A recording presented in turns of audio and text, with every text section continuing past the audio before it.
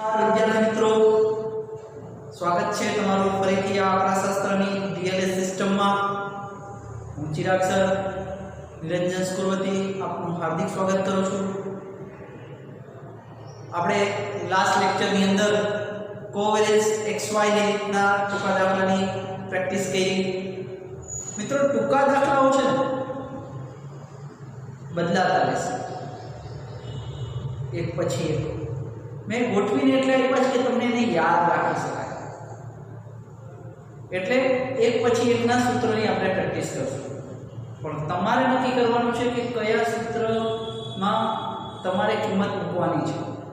સૂત્રો ભેગા ન થઈ જાય તો એના માટે સહસંબંધના 6 સૂત્રો યાદ રાખો, નિયત સંબંધ એની મેળે યાદ રહી જાય. એના માટે જ આપણે ટૂંકા દાખલા ચાલુ થતા પહેલા સૂત્રનો લેક્ચર રાખેલો હતો. આજે એક નવો દાખલો લઈએ છીએ, જોઈએ. उदाहरण नंबर 132. कुटुंबની વાર્ષિક આવક x અને મ્યુચ્યુઅલ ફંડમાં કુટુંબનું વાર્ષિક રોકાણ y એક વચ્ચેનો અભ્યાસ કરવા માટે એક શહેરમાંથી મેળવેલો 100 કુટુંબોની નિદર્શ માહિતીનો સાર એટલે કે એનો જે નિદર્શ નીકળે છે, એનો જે રિઝલ્ટ આવે તે સાર તરીકે દર્શાવવામાં આવે છે, દર્શાવ્યો છે. તમે બે માહિતી છે, એક x અને y. શું આવ્યું? x બાર આપ્યા, y બાર આપ્યા, તૈયાર લખીને આપી દીધું sx. ફરી એકવાર કહીએ, s એટલે પ્રમાણિત વિચલન. કોનું? તો કે x નું. sy અને r આપેલું છે મિત્રો. r એટલે નિયત સંબંધમાં માત્ર ને માત્ર એક જ સૂત્ર છે. હવે સ્ટાર કહ્યું તો છેલ્લે કે r ગુણ્યા sy ના છેદમાં sx. નિયત સંબંધમાં એક જ એવું સૂત્ર છે કે જ્યાં માત્ર પ્રમાણિત વિચલન આવે છે, વિચલન આવતું નથી. કારણ કે આ સહસંબંધનો પાઠ છે. સહસંબંધ પોતે જ આવી ગયો. સહસંબંધની અંદર sx ને sy આવી ગયા. ક્લિયર? એટલા માટે થઈ અને સીધું આ સૂત્ર મૂકવાનું થાય છે. તો આ માહિતી પરથી કુટુંબના મ્યુચ્યુઅલ ફંડમાં રોકાણ એટલે y ની વાર્ષિક આવક પરની એટલે કે x પરની નિયત સંબંધ રેખા મેળવો, એટલે કે y ની x પરની નિયત સંબંધ રેખા. જો કોઈ કુટુંબની વાર્ષિક આવક 4.5 લાખ રૂપિયા હોય, વાર્ષિક આવક એટલે x 5 લાખ 4.5 લાખ રૂપિયા હોય, તો તેનું મ્યુચ્યુઅલ ફંડમાં વાર્ષિક રોકાણનું અનુમાન કરો. એટલે y કેપ તમારે મેળવવાનો છે. પૂરેપૂરો મોટો દાખલો 3 માર્કમાં પૂછાય, ઘણીવાર 5 માર્કમાં પૂછાય, કઈ નક્કી નહીં. મોટા દાખલામાં કોલમ બનાવવાની જગ્યાએ ડાયરેક્ટ માહિતી તૈયાર, ખાલી તમારે સૂત્ર બીનું નાનું આવે. બાકી તો ગણતરી તો બધી જવાની છે. તો ગણતરી સ્ટાર્ટ કરીએ. જે આપેલું છે એ લખીએ. અહીં n બરાબર તમને આપેલા છે ટોટલ 100. x બાર ની કિંમત કેટલી આપેલી છે? 5.5. y બાર ની કિંમત કેટલી આપેલી છે? 40.5. sx ની કિંમત આપેલી છે 1.2. sy ની કિંમત આપેલી છે 12.8 અને r ની કિંમત આપી છે 0.5. મિત્રો, કોઈ પણ દાખલો આપણે ગણશું એટલે અહીં કરીને સિમ્બોલીકરણ કરશું. એ આપણી ટેકનિક છે. બરોબર છે? પરીક્ષકને દેખાવું જોઈએ કે ભાઈ આને ખબર પડે છે કે આમાં કઈ કઈ કેનું સિમ્બોલીકરણ થાય. ડાયરેક્ટ b થી સૂત્ર નહીં કરવાનું. બરાબર છે? ચાલો, b નું સૂત્ર આપણે જાણીએ છીએ, r ગુણ્યા sy ના છેદમાં sx. x હંમેશા છેદમાં આવશે, નિયત સંબંધ છે એટલા માટે. અને આ દાખલાની અંદર r તમને તૈયાર આપેલો છે. r ની કિંમત કેટલી આપેલી છે મિત્રો? તો કે જોઈએ 0.65. sy ની કિંમત તમને આપેલી છે ગુણ્યા 12.8 અને sx ની કિંમત આપેલી છે 1.2.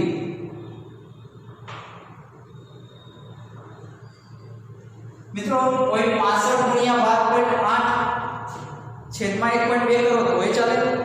12.8 ભાગ્યા 1.2 કરીને એને 0.65 વડે ગુણો તોય ચાલે. એટલે આપણે 12.8 ભાગ્યા 1.2 કરી દઈએ 0.65 એને ગુણ્યા 12.8 ભાગ્યા 1.2 એટલે 10.67. હવે એનો ગુણાકાર કરી નાખીએ આપણે કે 6.93 એવું આવશે. અત્યારનો બે આંકડા એટલે આપણે બીમાં મારે બે જ આંકડાની કિંમતની જરૂરિયાત હોય છે, એટલે વધારે રાખતો નથી. એ બરાબર y બાર કેટલા છે મિત્રો? તો y બાર ની કિંમત છે 40.5. 6.93 એવું લાગે.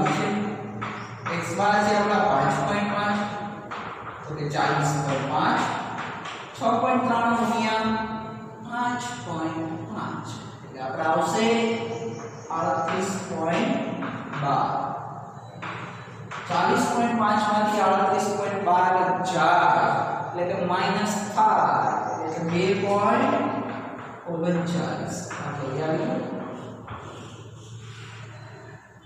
તમારે મારી સાથે સાથે કેલ્ક્યુલેટરનો ઉપયોગ કરતા રહેવું બરાબર છે તો જ તમને ગણતરી આવશે અધરવાઇઝ શક્ય નથી તો y કે બરાબર a bx y કે બરાબર 2.39 વત્તા 6.93x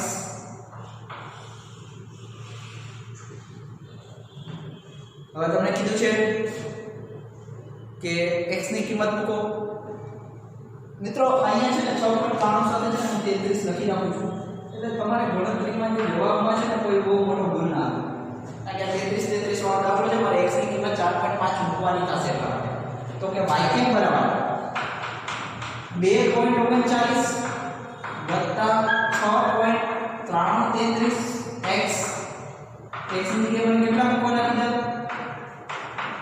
સર 4.5 મૂકો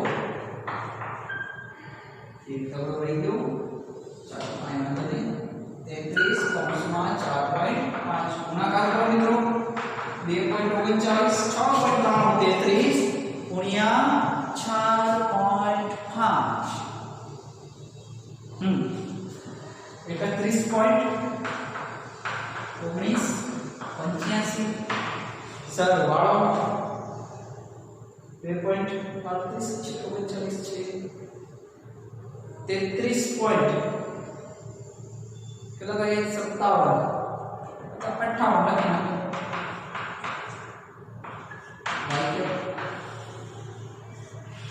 નીચેમાં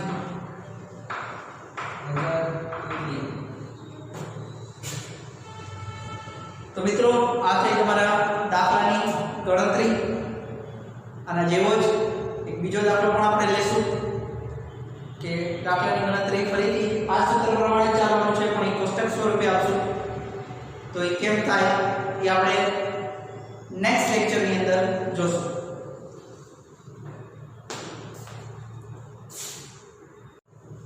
તો મિત્રો એના જેવા જ એક બીજા દાખલાની ગણતરી કરીએ જોઈએ કે એની અંદર શું આપેલું છે કે એક બોલપેન બનાવતી કંપનીની છેલ્લા વર્ષના દરેક માસના અંતે બોલપેનનો ભાવ રૂપિયામાં અને તે સમયે બોલપેનના પુરવઠા એકમોમાં ની માહિતી આપેલી છે બોલપેનનો ભાવ 40 રૂપિયા એટલે કે x 40 રૂપિયા હોય તો તેના પુરવઠાનું અનુમાન કરો મિત્રો અહીં તમને જે માહિતી આપેલી છે એ આપણે દર્શાવવાની છે સૌથી પહેલા કે દાખલાની અંદર x બાર ની જગ્યાએ શબ્દ વાપર્યો છે સરેરાશ જો મિત્રો આપણે કોષ્ટક સ્વરૂપે આપણે જઈ રહ્યા છે એટલે કોષ્ટકની અંદર કઈ કઈ માહિતી આપેલી છે બહુ મહત્વની હોય છે સરેરાશ એટલે કે આપણો થાય મધ્ય એટલે આને કહેવાય x બાર અને આને કહેવાય y બાર ત્યારબાદ આપ્યું છે વિચરણ ચરણ એટલે બે એટલે કે સ્ક્વેર આપેલો છે આ છે sx નો સ્ક્વેર અને આ છે sy નો સ્ક્વેર તો કોવેરિયન્સ આપેલો હોવું જોઈએ સહવિચરણ sx નો સ્ક્વેર મૂકી શકાય પણ આપ્યો છે સહસંબંધ આ દાખલા માટે બહુ મહત્વનું તમને હોમવર્કમાં દાખલા આપીશ ને એમાં યાદ રાખજો સહવિચરણ સહસંબંધ બે સરખું લખેલું હશે ને કન્ફ્યુઝન અહીંયા હશે એટલે સહવિચરણ ને કોવેરિયન્સ xy કહેવાય અને સહસંબંધ આપણે એક વસ્તુ એને r કહેવાય અહીંયા તો r લખી નાખ્યો ઓલામાં કન્ફ્યુઝન થશે સહવિચરણ તો કોવેરિયન્સ કારણ કે કોવેરિયન્સ હશે તો sx2 લખવાનું થશે અને સહસંબંધ એટલે r હશે તો sx ને sy લખવાનું થશે તો અહીંયા તો તમને આ સિમ્બોલિકરણમાં જ r આપી દીધો છે તો એક પછી એક માહિતી લઈએ x બાર આપ્યો છે 30 y બાર આપ્યો છે 500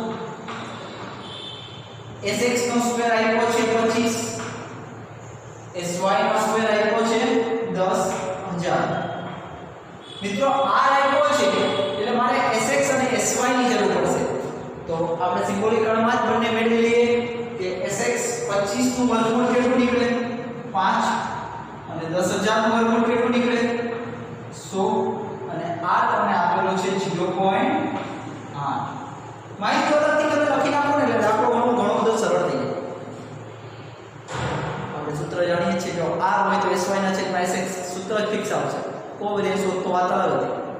તો r બરાબર કેટલા લખશું 0.8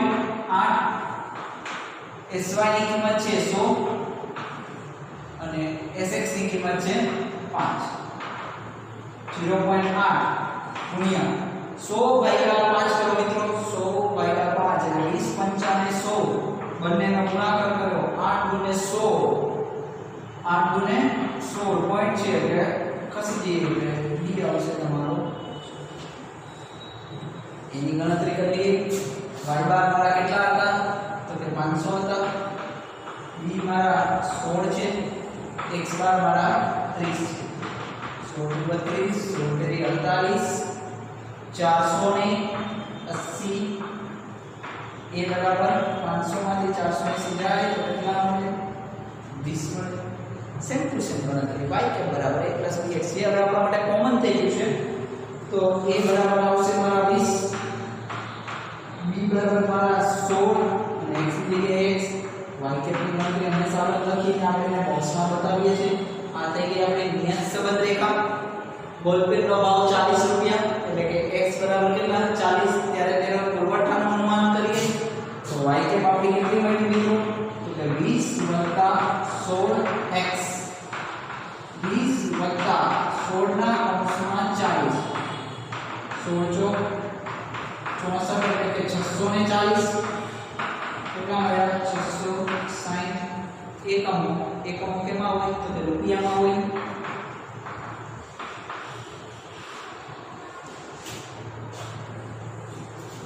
આવા 3 દાખલા તમારે ગણવાના છે.